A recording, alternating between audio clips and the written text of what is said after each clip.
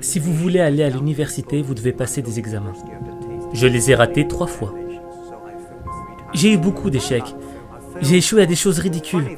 Par exemple, j'ai échoué à un test clé de l'école primaire à 2 reprises. Et j'ai échoué genre 3 fois au collège. Et vous aurez du mal à y croire.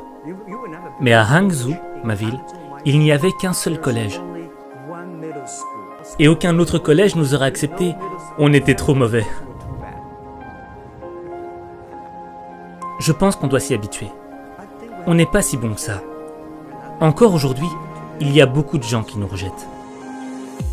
Vous savez, pendant 3 ans j'ai essayé, mais j'ai échoué à l'université.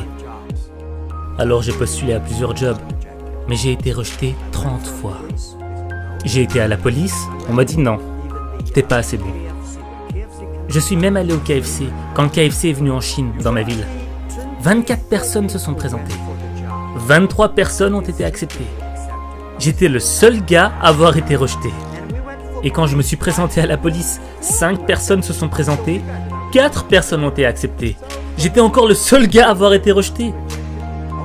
Oh, en passant, est-ce que je vous ai dit que j'ai postulé pour Harvard? J'ai été rejeté 10 fois.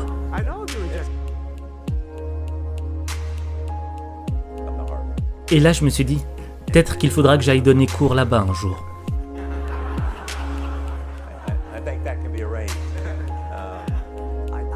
Je ne pense pas que dans ce monde, il y ait des gens qui ont été rejetés plus de 30 fois.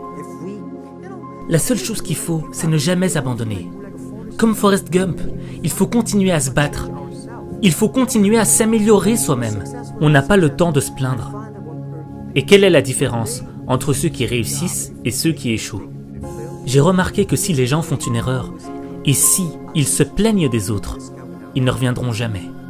Mais si une personne fait un bilan de conscience sur elle-même, et qu'elle se dit « là ça ne va pas avec moi, là ça ne va pas avec moi », là, il y a de l'espoir.